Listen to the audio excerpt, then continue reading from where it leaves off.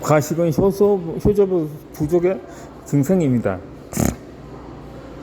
이 과일 중심의 식사를 하면 폭식과 과식이 사라집니다. 과식을 하는 이유는 식욕 조절의 호르몬의 균형이 깨지기 때문입니다. 킵치는 식욕을 억제하는 호르몬이고 그랄린은 식욕을 촉진하는 호르몬인데 킵친 준비가 잘 안되는 요인으로는 빵과 파스타, 흰쌀밥과 같은 정제 탄수화물의 과잉 섭취가 있습니다. 정제 탄수화물을 먹으면 이 혈당 조절이 잘 안되어 뇌에 계속 먹으라는 신호를 보내기 때문에 렙틴 분비가 줄어듭니다. 이런 정제 탄수화물은 섬유질이 없기 때문에 포만감도 적습니다. 또 렙틴은 20분 이상이 지나 분비되는데 밥을 급하게 먹으면 과식을 하게 되는 이유입니다. 이 양념이 많은 음식도 과식을 부릅니다. 양념 없는 감자와 꿀과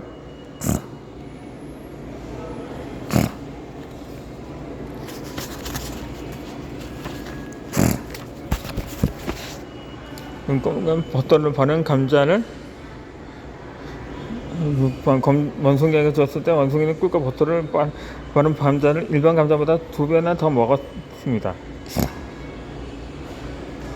사람들 단짠짠짜들 반복해서 먹을 때 간식하게 됩니다. 라면에 치킨, 배달 음식을 자주 먹을수록 역류성 식도염이 걸릴 확률도 늘어납니다.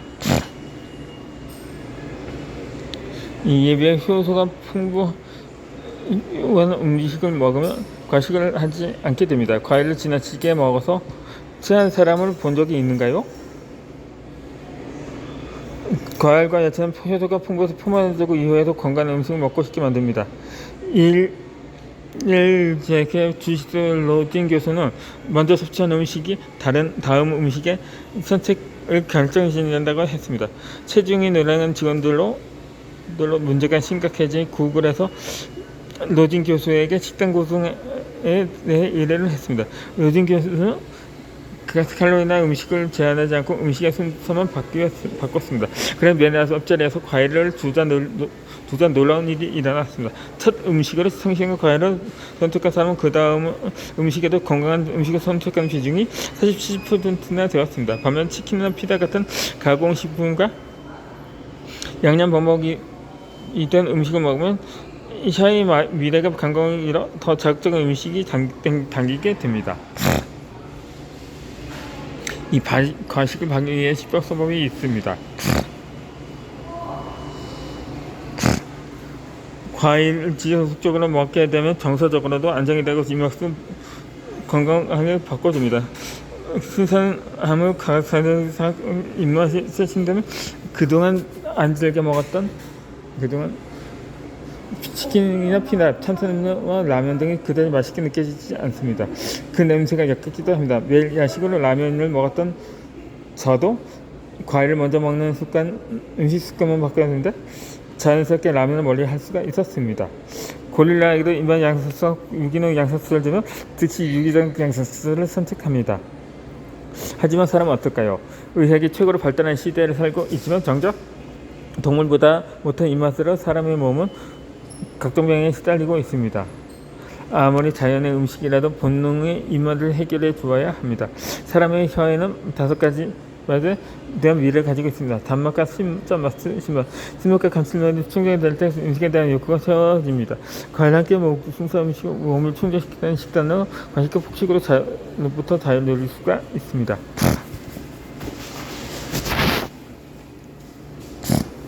그러므로 식전에 과일을 먹습니다. 사과 반쪽에 바나나 1개, 방울토마토 등 과일을 먼저 먹고 10분 후에 식사를 합니다. 식사 중 신선 야채를 해조를 많이 먹습니다. 당근, 양배추, 쌈치도 오이, 고추 중 싱싱한 것과 함께 먹으면 포만감이 들어 과식하지 않게 됩니다.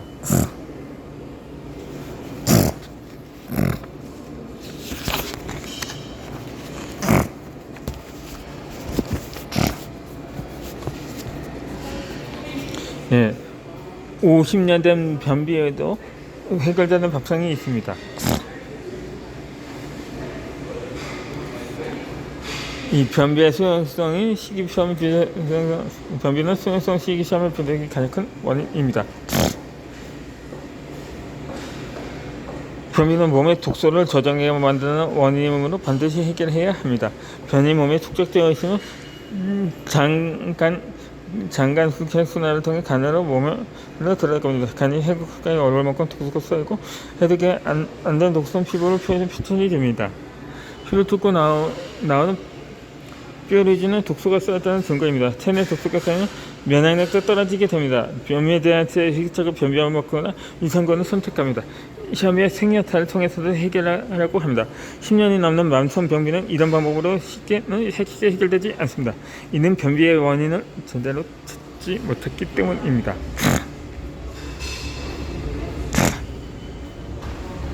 변비의 원인은 장무략 등과 수용성 심의점의 부족 때문입니다. 이 장무략점은 몸에 영양소가 제대로 공급되면 장현 운동이 활발해지면서 해결됩니다. 과일의 수용성 식이섬유는 대변의 고용물질이 무섭게 만들어지면서 장이 수진했게 고용을 보낼 수가 있게 합니다. 과일 영양소 먹게 보면 미네랄도 보충이 되면서 장현 운동 분고 이렇게 좋아집니다. 30년 면역성한테는 천신 및 체식의 방식의 위성구가 간접까지 별의별 시도를 했지만 나아지지 않습니다. 그러다가 3일 동안 과일만 먹는 처방을 받고 쾌변을 보기 시작했습니다. 50년 동안 만성 변비를 앓던 중년 여성도 아침에 과일 식사를 하는 것도 완전히 해결이 되었습니다.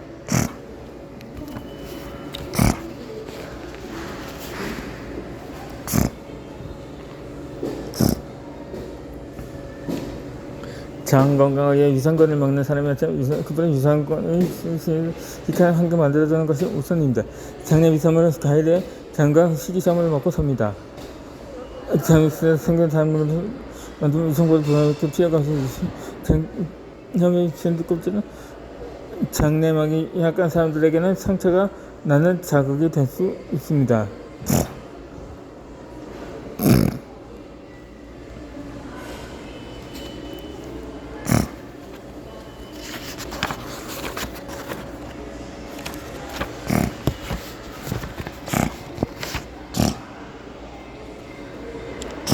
단단한 곡물을 소화시키기 어려운 사람은 과일이 더 안전하고 고통이 없습니다. 사람의 몸에 맞는 초석게 된 식이섬유는 과일 통해서 섭취하는 것이 현명합니다.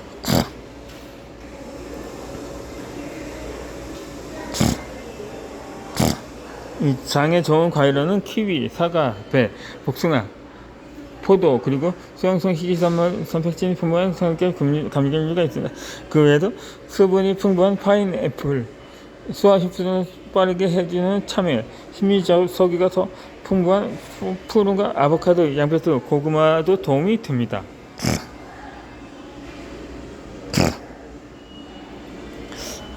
다음은 변비 솔루션입니다. 아침에 사과 1개 이상 더하기 젤철가루 500g 먹기입니다.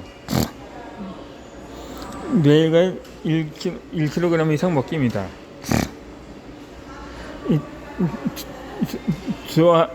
4번째로 좋아하는 과일로 하루 500ml를 밀리리터를 이상 스무디를 만들어 먹습니다. 이 네 번째로는 샐러드와 약간의 견과류로 고소한 맛과 짠맛을 맛봅니다. 5번째로 장이 처지되는 기간이 필요하므로 설사를 주로 하지 맙시다.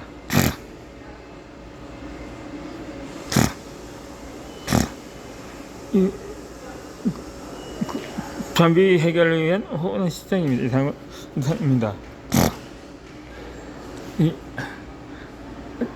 이사고등과 효과입니다.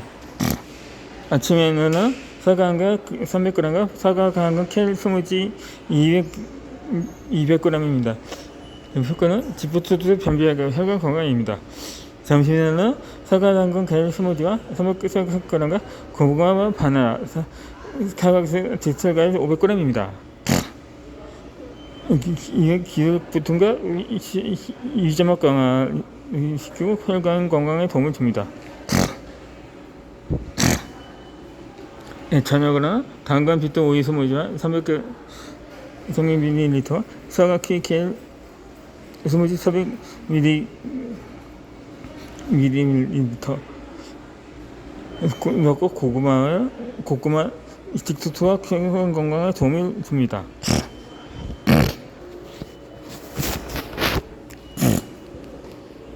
앞으로 소화가 잘 되는 밥상입니다.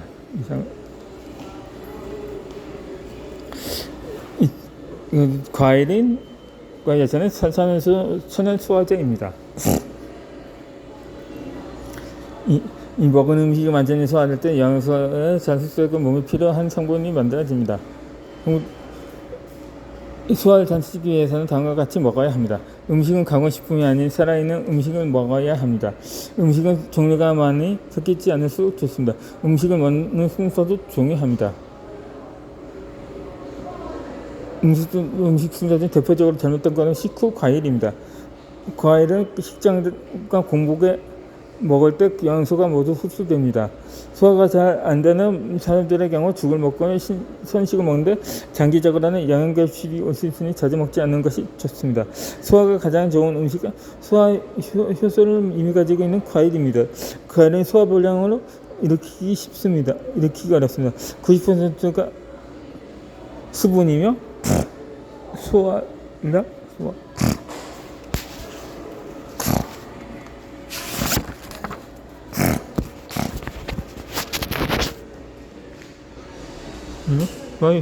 효소를 가지고 있기 때문입니다. 이런 과일에는 대표적으로 단백질 분해 효소가 있는 파인애플이 있습니다. 키위나 배도 소화가 잘 되는 성분이 있어서 소화를 좋습니다. 이외에 과일 자체는 소화가 용이하니 죽이나 선식보다는 과일을 선택하는 것이 더 바람직합니다. 이 파인애플에는 브로멜라닌이라는 단백 분해 효과를 통해 단백질 분해와 소화를 좋습니다. 보통 고기를 먹을 때 연하게 하기 위한 목적으로 파인애플과 키위를 사용합니다. 꼭 그렇지 않더라도 두 과일을 모치던 C가 풍부하고 효소가 풍부해 환자나 소화가 어려운 사람들에게 도움이 됩니다. 파인애플은 망간, 구리, 칼륨과 이오드 등 미네랄까지 풍부해서 뼈 건강과 갑상선 건강에도 좋고 혈전을 녹여주며 기관지염이나 코감기, 유로 감염 등에서 도움이 됩니다.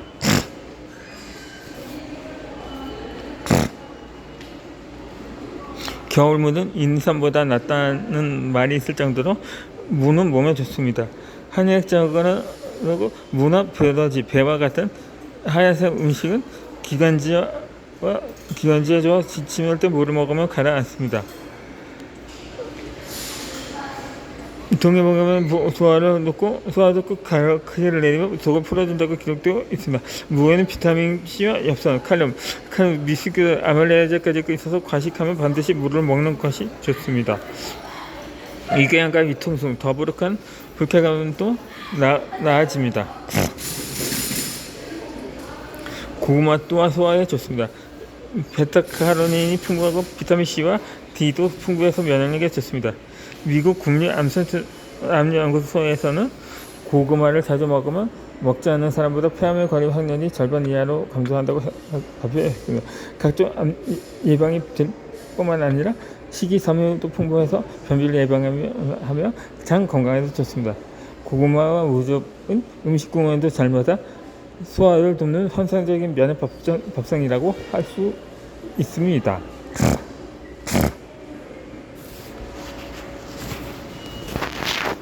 자, 이상은 소화가 잘 되는 혼합 식단입니다. 연결해서